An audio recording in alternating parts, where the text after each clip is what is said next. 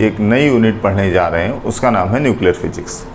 इस nuclear physics में हम लोग जो चैप्टर पढ़ने जा रहे हैं सबसे पहले, उसका नाम है रेडियो एक्टिविटी या रेडियो को धर्मिता भी कहते हैं। ठीक, इसमें टोटल 3 चैप्टर हैं, एक रेडियो एक्टिविटी, एक नाभिक की संरचना और एक नाभ की ऊर्जा।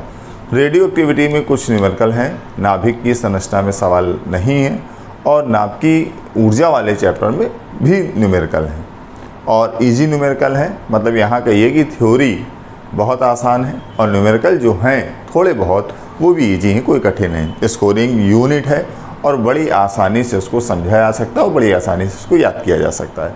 कुल मिलाकर के एक स्कोरिंग यूनिट है। आइए समझते हैं कि रेडियो एक्टिविता या रेडियो धर्मिता होती क्या है। 1896 के आसपास वैज्ञानिक थे हेनरी बेकुरेल।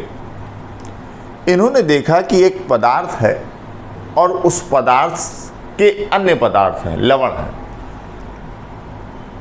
कर क्या रहे हैं वो पदार्थ, उनसे कुछ ऐसी देखा इन्होंने किरणें निकल रही हैं जो कि अपारदर्शी वस्तुओं को भेद रही हैं। उन्होंने देखा कि फोटोग्राफिक फिल्म को अगर हम लपेट कर भी रखते हैं किसी कागज़ या किसी चीज़ में तो उसको भी काला कर दे रही हैं। बाद में खोज हुई, पता चला ये तत्व यूरेनियम था और ये अन्य तत्व उसके लवण थे। फिर समय जैसे जैसे बीतता गया अन्य तत्वों की खोज हुई। यूरेनियम के अलावा थोरियम भी ऐसा ही तत्व गुण रखता है जैसा कि यूरेनियम रखता है। प्लूटोनियम है, वो भी ऐसा ही गुण रखता है। रेडान है, रेडियम है, ये कई सारे ऐसे तत्व थे जो वही गुण रखते हैं जो यूरेनियम रखता है। मतलब है क्या, इन तत्वों से देखा गया प्रयोगों द्वारा कि कुछ ऐसी किरणें निकलती हैं ऊर्जावान और अदृश्य किरणें जो कि फोटोग्राफिक फिल्म को प्रभावित करती हैं, काला कर देती हैं, और इन किरणों की भेदन क्षमता भी पर्याप्त होती है। मतलब अगर आप ढक करके भी रखते हो फोटोग्राफिक फिल्म को तो उसको भी पार कर सकती हैं।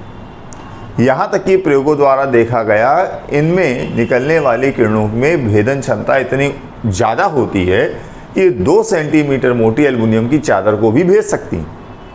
फिर 1898 के आसपास मैडम क्यूरी, साइंटिस्ट थी काफ़ी बड़ी, इन्होंने एक नए रेडियो एक्टिव पदार्थ की खोज करी। उसका नाम बता रहा हूँ, उसका नाम था रेडियम। इन्होंने करा क्या कि जैसा कि बुक्स वगैरह में जानकारी दी गई है कि एक प्रकार का कोलतार था, उसका नाम था पिथब्लेंडी। इन्होंने एक बड़ी मात्रा ली, लगभग 30 टन के आसपास लिखा है, किसी में अलग अलग भी लिखा है। जब इस पदार्थ का तमाम निष्कर्षण करा, संशोधन करा, अन्य पदार्थों को इससे हटाया तो लास्ट में 2 मिलीग्राम के आसपास एक पदार्थ प्राप्त हुआ। उस पदार्थ को रेडियम कहा गया। मतलब रेडियम की खोज हो गई और ये जो रेडियम मिला इसकी रेडियो सक्रियता यूरेनियम से 10 लाख गुना ज़्यादा है। माने सबसे ज़्यादा रेडियो सक्रिय पदार्थों में रेडियम आ गया। 1903 में मैडम क्यूरी और उनके पति पियरे क्यूरी को नोबेल पुरस्कार से भी सम्मानित किया गया इस रेडियम की खोज के लिए। तो रेडियो एक्टिविता को किस तरह से हम डिफाइन करते हैं कि हमारी प्रकृति में कुछ ऐसे पदार्थ पाए जाते हैं जो स्वतः ही माने अपने आप अत्यधिक ऊर्जित व अदृश्य किरणों का लगातार उत्सर्जन करते हैं। इन ऊर्जित व अदृश्य किरणों को रेडियो एक्टिव किरणें, बेकुरेल किरणें भी कहते हैं क्योंकि साइंटिस्ट हेनरी बेकुरेल ने खोज करी थी। और जिन तत्वों से ये किरणें निकलती हैं उन सभी तत्वों को रेडियो सक्रिय तत्व, रेडियो एक्टिव तत्व कहते हैं और तत्वों के इस गुण को रेडियो एक्टिविता या रेडियो धर्मिता कहा जाता है। तो प्रकृति में कुछ ऐसे पदार्थ होते हैं जो स्वतः ही अत्यधिक ऊर्जित व अदृश्य किरणों का उत्सर्जन करते हैं। ये किरणें बहुत ऊर्जावान होती हैं। इन किरणों को रेडियो एक्टिव किरणें कहते हैं, तत्वों को रेडियो एक्टिव तत्व कहते हैं और इनके इस गुण को रेडियो एक्टिविता या रेडियो धर्मिता का नाम दिया गया। अब देखिए, रेडियो एक्टिविता की प्रक्रिया में 3 प्रकार की किरणें बताई जाती हैं, निकलती हैं, जबकि 2 प्रकार के कण हैं और एक किरण। कांच की एक चौकोर प्याली में एक रेडियोएक्टिव पदार्थ लिया गया जैसे यूरेनियम। यहाँ पर एक धनावेशित प्लेट लगाई गई, यहाँ एक ऋणावेशित प्लेट लगाई गई, देखा कुछ किरणें धन प्लेट की ओर जाती हैं, कुछ किरणें ऋण प्लेट की ओर जाती हैं और कुछ किरणें बिना मुड़े सीधे निकल जाती हैं। जो किरणें ऋण प्लेट की ओर गई उन्हें अल्फा किरणें, अल्फा कण कहा गया। जो धन प्लेट की ओर गई उन्हें बीटा किरणें या बीटा कण कहा गया। और जो बिना मुड़े सीधे निकल गई उन्हें गामा किरणें कहा गया। गामा ऊर्जा है, गामा किरण है। तो इस प्रकार से तीन प्रकार के यहाँ पर तीन प्रकार की किरणें निकली हैं। ठीक, वास्तव में अल्फा और बीटा एक पार्टिकल होते हैं जबकि गामा एक किरण होती है। अब हमें जानना है कि अल्फा, बीटा और गामा इनकी प्रॉपर्टी क्या होती है, क्या गुण है क्या ये चीज़। सबसे पहले अगर हम बात करें अल्फा की,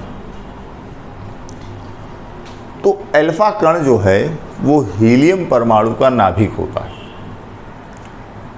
बीटा किरणें या बीटा कण तीव्रगामी इलेक्ट्रॉन ही होते हैं जो कि परमाणु के नाभिक से निकलते हैं, और गामा एक विद्युत चुम्बकीय तरंग होती है। तो अल्फा हीलियम परमाणु का 2He4 का नाभिक है, बीटा जो है वो तीव्रगामी इलेक्ट्रॉन है, और गामा इलेक्ट्रोमैग्नेटिक वेव है, विद्युत चुम्बकीय तरंग है। दूसरा, अल्फा पर 2 इकाई धनावेश होता है, इसकी वैल्यू प्लस का 3.2 10⁻⁻19 कूलाम होती है। बीटा पर 1 इकाई ऋणावेश होता है, इलेक्ट्रॉन का आवेश होता है, इसकी वैल्यू -1.6 10⁻⁻19 कूलाम होती है। गामा चूंकि विद्युत चुम्बकीय तरंग है, कोई आवेश नहीं होता है। अल्फा कणों की चाल बताई गई काफ़ी कम होती, तीनों में सबसे कम। कहीं कहीं जानकारी दी गई है कि इसकी चाल प्रकाश की चाल का 10वां भाग होती है, c/10वां भाग, जहाँ c प्रकाश की चाल है। बीटा की चाल लगभग प्रकाश की चाल के बराबर, थोड़ा सा कम। बीटा कणों की चाल प्रकाश की चाल का 1% से लेकर के 99% के बीच कुछ भी हो सकती है। और गामा किरणों की चाल ठीक प्रकाश की चाल 3 × 10⁸ मीटर पर सेकंड के बराबर होती है। चौथा, अल्फा, बीटा और गामा में अल्फा कणों का द्रव्यमान सबसे ज़्यादा होता है, सबसे भारी होते हैं। इनका द्रव्यमान 6.67 10⁻⁻27 किलोग्राम के आसपास होता है। बीटा कणों का विराम द्रव्यमान इलेक्ट्रॉन के द्रव्यमान के बराबर 9.1 10⁻31 किलोग्राम, और गामा का विराम द्रव्यमान रेस्ट मास 0 होता है, चूंकि ऊर्जा कोई द्रव्यमान नहीं। पांचवा, अल्फा जो किरणें हैं, कण हैं, लोग कहते हैं किरणें, क्योंकि जब बहुत सारे कण झुंड के रूप में जाते हैं तो उसको पुंज कहा जाता है, तो लोग इनको किरणें भी कह देते हैं। वास्तव में अल्फा और बीटा पार्टिकल हैं, कण हैं, मास है इनके पास। गामा के पास मास नहीं है, वो वास्तव में एक तरंग है, ऊर्जा। अल्फा किरणें विद्युत और चुंबकीय क्षेत्र में विक्षेपित होती हैं, बीटा भी विद्युत और चुंबकीय क्षेत्र में विक्षेपित होती हैं। गामा विद्युत और चुंबकीय क्षेत्र में विक्षेपित नहीं होती क्योंकि इन पर कोई आवेश नहीं होता। अल्फा किरणें वैद्युत क्षेत्र में ऋण प्लेट की ओर जाती हैं, बीटा किरणें वैद्युत क्षेत्र में धन प्लेट की ओर जाती हैं क्योंकि बीटा पर माइनस चार्ज है, वो प्लस की ओर जाएगी। अल्फा पर प्लस चार्ज है, माइनस की ओर जाएगी। चुंबकीय क्षेत्र में आप जानते हो, जब भी कोई आवेशित कण, कोई भी चार्ज पार्टिकल किसी चुंबकीय क्षेत्र में आता है तो उसका पथ वृत्ताकार होता है। तो ये वैद्युत और चुंबकीय क्षेत्र में अल्फा और बीटा दोनों विक्षेपित होते हैं, लेकिन गामा विक्षेपित नहीं होते, ये बिना मुड़े सीधे निकलते हैं, इन पर कोई आवेश नहीं होता है। छठा पॉइंट, फोटोग्राफिक फिल्म को ये भी काला करते हैं, ये भी काला करते हैं और ये भी काला करते हैं। तीनों ही फोटोग्राफिक फिल्म को काला करते हैं, और सबसे ज़्यादा काला गामा किरणें करती हैं क्योंकि सबसे ज़्यादा ऊर्जावान गामा होती है। भेदन क्षमता की अगर हम बात करें, सबसे ज़्यादा भेदन क्षमता अल्फा की होती है, सबसे कम भेदन क्षमता अल्फा की होती है। बीटा की भेदन क्षमता अल्फा से ज़्यादा लेकिन गामा से कम, और गामा की भेदन क्षमता सर्वाधिक होती है। आपको जैसा कि हमने बताया, ये 2 सेंटीमीटर मोटी एल्युमिनियम की चादर को भी भेद सकती है। ठीक, तो ये कुछ बेसिक प्रॉपर्टी हैं अल्फ़ा, बीटा और गामा के। और भी है इनकी प्रॉपर्टी, जैसे धातुओं पर पड़कर ये तीनों चमक उत्पन्न करती हैं। जैसे जिंक सल्फाइड इत्यादि धातुओं पर जब ये गिरती हैं तो प्रतिदीप्ति माने चमक उत्पन्न करती हैं। ठीक, तो ये वो गुण हैं जो रेडियो एक्टिव तत्व से किरणें निकलती हैं अल्फ़ा, बीटा और गामा की।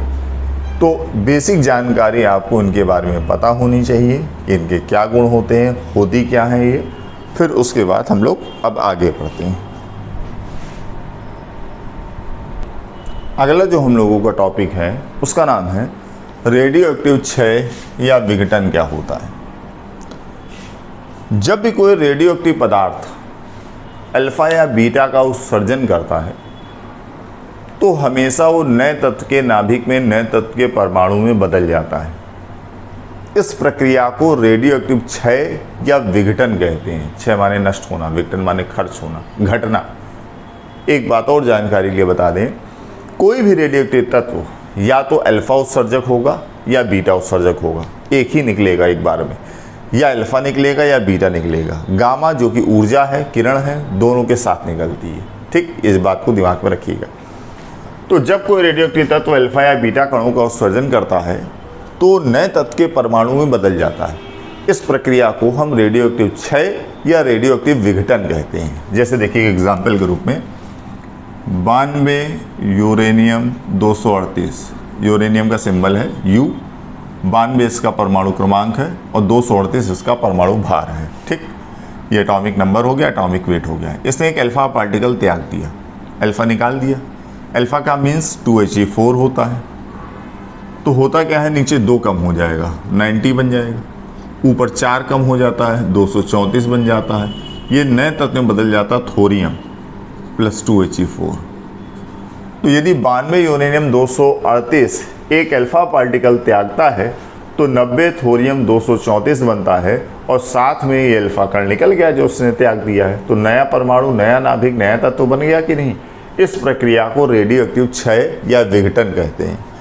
जितने भी भारी परमाणु होते हैं वो सब अस्थायी होते हैं, क्योंकि उनके नाभिक में न्यूट्रॉनों और प्रोटॉनों का रेशियो 1.5 के आसपास या 1.5 से ज़्यादा होता है। जितना ज़्यादा होगा उतने प्रबल अस्थायी होंगे। स्थायित्व को प्राप्त करने के लिए वो अल्फा, बीटा, गामा का उत्सर्जन करते हैं और ज़्यादातर जितने भारी परमाणु हैं वो तब तक उत्सर्जन करते हैं जब तक कि कोई भारी और स्थायी तत्व ना मिल जाए।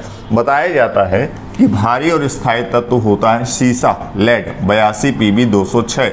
तो ज़्यादातर जितने भी रेडियो एक्टिव पदार्थ हैं अल्फा, बीटा, गामा का उत्सर्जन करके अंत में सीसे में कन्वर्ट होते हैं, 82 Pb206 में बदल जाते हैं।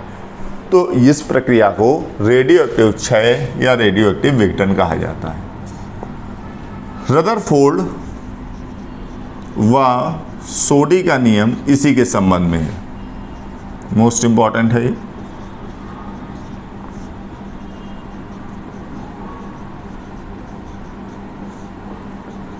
इन्होंने बताया कि किसी रेडियो एक्टिव पदार्थ के क्षय होने की दर उस क्षण उसमें उपस्थित परमाणुओं की संख्या के अनुक्रमानुपाती होती है।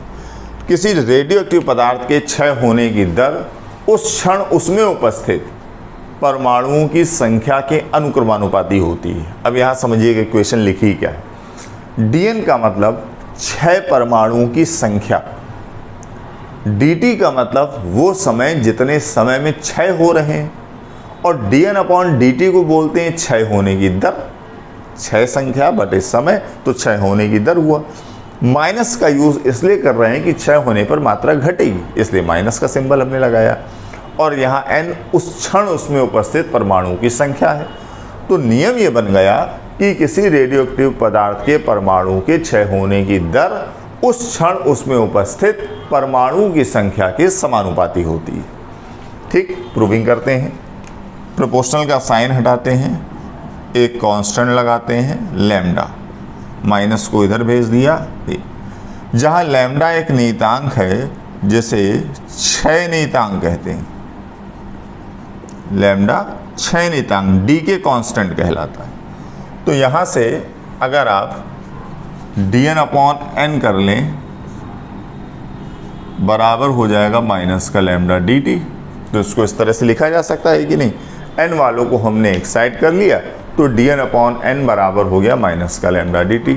इंटीग्रेशन कर दीजिए दोनों तरफ, समाकलन करने पर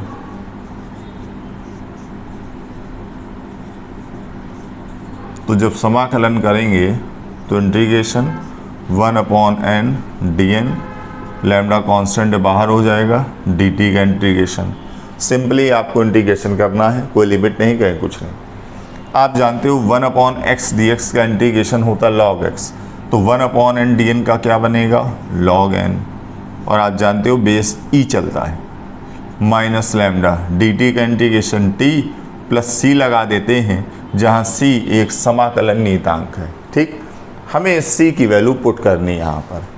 तो कैसे निकालेंगे, माना यदि समय 0 है, टाइम इंटरवल 0 है। समय 0 होने का मतलब क्या है, ध्यान समझिएगा। जब समय 0 है अर्थात हमने जितनी मात्रा पदार्थ की ली है वो उतना ही है, क्षय नहीं हुआ है। जैसे मान लिया हमने 10 ग्राम लिया था कोई यूरेनियम, तो 10 ग्राम लिया, अगर समय 0 तो 10 ग्राम रहेगा। जैसे जैसे समय बढ़ेगा मात्रा घटेगी, क्षय होने लगेगा। तो जब समय t बराबर 0 होगा तो शेष मात्रा n प्रारंभिक मात्रा n0 के बराबर होती है। यहाँ कैपिटल N को उस क्षण किसी विशेष समय शेष मात्रा कहते हैं, और n0 हमेशा यहाँ पर पूरी न्यूक्लियर में n0 का मतलब होता है इनिशियल वैल्यू, प्रारंभिक मात्रा। तो ये वैल्यू पुट कर दीजिए। तो n के स्थान पर हमने लिख दिया n0, t का मान 0। ठीक, c निकालना है, तो यहाँ पर हमने वैल्यू फाइंड करी, c की वैल्यू हो गई log base e n0। c का ये जो मान निकाला है इसे हम इक्वेशन नंबर फर्स्ट में रख देंगे। तो log बेस e n बराबर माइनस लैम्डा t, c का मान log बेस e n0। इसको इधर ले आइए, log base e n minus log base e n0 बराबर माइनस का lambda t। log n minus n बराबर log m/n होता है, तो उस हिसाब से log n माइनस n0 होगा log n बटे n0 बराबर माइनस का लैम्डा टी। जब आप, अब देखिए log यहाँ पर है, यहाँ पर नहीं, जब log आप हटाएंगे तो ये वाला टर्म e की पावर में चला जाता है। तो n/n0 is equal to e की पावर माइनस लैम्डा टी। तो n is equal to n0 e की पावर माइनस लैम्डा टी। ये फार्मूला हुआ गया रदरफोर्ड और सोडी का फार्मूला। इस फार्मूले में कैपिटल N जो है वो है शेष मात्रा, n0 जो है वो है प्रारंभिक मात्रा, लैम्डा क्षय नियतांक है, और स्मॉल t विघटन में लगने वाला समय। ठीक, अब हम लोग जान रहे हैं कि अर्धायु काल क्या होता है, हाफ लाइफ पीरियड। अर्ध माने आधा, आयु माने उम्र, समय, आधा लगने में समय, आधे जीवन में समय। कोई भी रेडियोएक्टिव पदार्थ क्षय होता है, आप जानते हो, भारी होता है, n/p का रेशियो ज़्यादा होता है इसलिए क्षय होता है, डीके होता है, और तब तक वो क्षय करेगा अल्फा बीटा गामा के जब तक किसी स्टेबल पार्टिकल में ना चेंज हो जाए। तो अर्धायु का मतलब क्या है, जितने समय में कोई भी रेडियोएक्टिव पदार्थ अपनी मूल मात्रा का जितना था पहले, उस मूल मात्रा का आधा रह जाए, वो समय उस रेडियोएक्टिव पदार्थ का अर्धायु काल कहलाता है। वह समय जिस समय में कोई भी रेडियोएक्टिव पदार्थ अपनी मूल मात्रा का आधा रह जाता है, उस समय को हम उस रेडियोएक्टिव पदार्थ की अर्धायु काल कहते हैं। हम लोग यहाँ पर कैपिटल T से डिनोट करते हैं, और कहीं कहीं केमिस्ट्री में से T हाफ से भी डिनोट किया जाता है, ऐसे T के नीचे हाफ बना देते हैं। बात एक ही है यहाँ पर। जैसे मान लिया हमारे पास 10 ग्राम रेडियम था। 1600 वर्षों के पश्चात 5 ग्राम इसकी मात्रा बची, तो अर्धायु कितना हुआ? 1600 वर्ष, क्योंकि 1600 वर्षों में 10 से हो गया 5, तो 1600 उसकी अर्धायु है। अगले 1600 में 5 से हो जाएगा 2.5, फिर उसका आधा हो जाएगा अगले 1600 में। तो इस तरह से इसकी मात्रा घटती जाती है जब तक कोई स्थायी तत्व नहीं मिलता। तो ये अर्धायु काल की डिफिनेशन है कि वह समय जिस समय में कोई भी रेडियोएक्टिव पदार्थ अपनी मूल मात्रा का आधा रह जाता है, उस समय को उस रेडियोएक्टिव पदार्थ का अर्धायु काल कहते हैं। अब हमें देखना है कि अर्धायु काल, हाफ लाइफ पीरियड और क्षय नियतांक लैम्डा डी के कांस्टेंट में क्या संबंध है। तो relation between half life period capital T and D के कांस्टेंट लैम्डा, देखिएगा सिंपल सी बात है। चूंकि हम लोग जानते हैं, अभी प्रूफ किया है, n बराबर n नॉट ई की पावर माइनस लैम्डा टी, ठीक। जहाँ t विघटन में होने वाला समय है। अगर समय एक अर्धायु के बराबर हो जाए, एक हाफ लाइफ के बराबर हो जाए, तो एक अर्धायु में आप जानते हो कितनी मात्रा बचेगी? मूल मात्रा की आधी। तो n की जगह हो जाएगा n नॉट बाई 2 बराबर n नॉट ई की पावर माइनस लैम्डा, टी की जगह लिख देंगे आप कैपिटल टी, अर्धायु काल। n नॉट से नॉट कैंसिल हो जाएगा, हाफ बराबर ई की पावर माइनस लैम्डा टी, पलट दीजिए तो 2 इज इक्वल टू ई की पावर लैम्डा टी, ये तो ऊपर हो गया, ये पलट के माइनस हो गया प्लस, ठीक।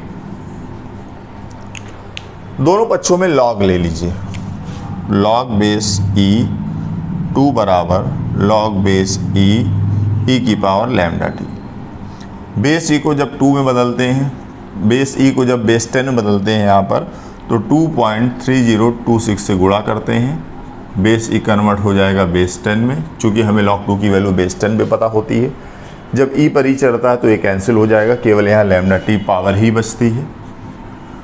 तो 2.3026 log 2 की वैल्यू 0.3010 बटे में ले आइए कैपिटल टी को, इज इक्वल टू लैम्डा। इसका आप मल्टीप्लिकेशन करेंगे तो 0.6931 आता है upon capital T is equal to lambda. तो lambda is equal to formula बन गया 0.6931 अपॉन कैपिटल टी। ये अर्धायु काल और क्षय नियतांक में संबंध होता है, ठीक। कहीं कहीं 0.693 भी लिखा होता है, तो इस तरह से आप इसको पढ़ सकते हैं। देखते हैं शेष मात्रा कैपिटल एन व प्रारंभिक मात्रा एन नॉट में क्या संबंध होगा, ठीक। मान लीजिए समय जब t बराबर 0 था, तो किसी रेडियोएक्टिव पदार्थ की प्रारंभिक मात्रा और शेष मात्रा बराबर होगी, जो कि एन नॉट होगी, क्योंकि समय 0 होने का मतलब कोई डिके स्टार्ट हुआ नहीं, क्षय नहीं चालू हुआ। जैसे जैसे समय बढ़ेगा, क्षय होगा, पदार्थ की मात्रा घटती चली जाएगी। तो अगर हम मान लेते हैं समय एक अर्धायु के बराबर हो गया, तो शेष मात्रा प्रारंभिक की आधी हो जाएगी n नॉट बाई 2, या इसको ऐसे भी लिख सकते हैं n नॉट हाफ की पावर 1। अगर समय दो अर्धायु के बराबर हो जाए 2t, तो शेष मात्रा प्रारंभिक की आधी और आधी n नॉट बाई 4 हो जाएगी, या इसको लिखोगे n नॉट हाफ की पावर 2, ठीक। अगर 3 अर्धायु हो जाएंगी, एक और हो गई, तो इसकी भी आधी कर दोगे आप, तो n नॉट बाई 8 हो जाएगा। इसे लिखोगे n नॉट हाफ की पावर 3, है ना। और यदि मान लिया n अर्धायु हो जाए, t बराबर nt, तब आप इसे क्या लिखेंगे? जब यहाँ पर 1t था तो हाफ की पावर 1 चढ़ा, 2t था पावर 2 चढ़ा, 3 थी 3 हो गया, अब n अर्धायु हो गए तो पावर n हो जाएगा। तो n इज इक्वल टू बन गया n नॉट हाफ की पावर n। इस फार्मूले का यूज़ हम लोग न्यूमेरिकल वगैरह में सबसे ज़्यादा करते हैं। जो लास्ट में सोडी वाला पढ़ा है उसका कम होता है, इसका सबसे ज़्यादा। n is equal to n naught half की पावर n, जहाँ कैपिटल N शेष मात्रा है, n नॉट प्रारंभिक मात्रा है, स्मॉल n का मतलब कितनी अर्धायु हो गई। अगर 1600 अर्धायु है और स्मॉल n का मान 2 है, इसका मतलब 2 बार अर्धायु हो गई, 1600 फिर 1600 माने 3200 वर्ष हो गए। तो इस तरह से ये फार्मूला है। अगर आप ग्राफ के रूप में इसको देखना चाहते हैं, तो जैसे किसी रेडियोएक्टिव पदार्थ की प्रारंभिक मात्रा n नॉट है, ये इस समय टाइम इंटरवल 0 है, यहाँ पर हम टाइम ले रहे हैं, स्मॉल टी से दिखा दिया, और यहाँ पर तत्व की मात्रा ले रहा है। जब एक अर्धायु के बराबर समय होगा तो शेष मात्रा आधी हो जाएगी प्रारंभिक की। ये एक अर्धायु पर मात्रा आधी हो जाएगी, और जैसे 2t अर्धायु हो जाएगी तो इसकी भी आधी हो जाएगी, n0/4। एक और अर्धायु हो गई, 3t अर्धायु हो गई मान लिया, तो इसकी भी आधी हो जाएगी, n0/8। तो अगर हम ग्राफ इसका बनाते जाएं तो ग्राफ इसका लगातार नीचे की ओर जो है वो जाता जाएगा, ऐसे स्लोप नीचे की ओर जाएगा। इसका ये मतलब है कि ये इंडिकेट कर रहा है जैसे जैसे टाइम इंटरवल बढ़ेगा तत्व की मात्रा घटती जाएगी। जब समय 0 था तो सबसे ज़्यादा थी n0, एक अर्धायु में आधी हो गई, दूसरी अर्धायु में और आधी हो गई, n0/4 हो गई। ग्राफ थोड़ा सा पीछे हो गया है, यहाँ से ऐसे जाएगा, ठीक।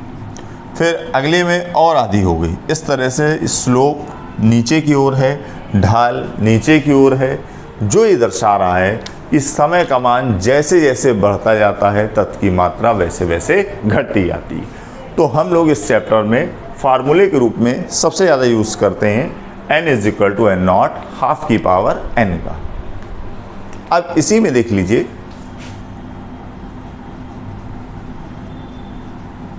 औसत आयु या माध्य आयु क्या होती है।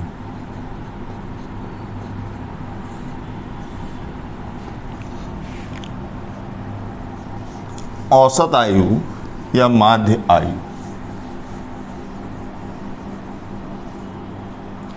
किसी भी रेडियोएक्टिव पदार्थ के क्षय नियतांक के व्युत्क्रम को रेसिप्रोकल ऑफ डीके कांस्टेंट, क्षय नियतांक के व्युत्क्रम को औसत आयु या माध्य आयु कहते हैं। इसे टाउ से डिनोट करते हैं।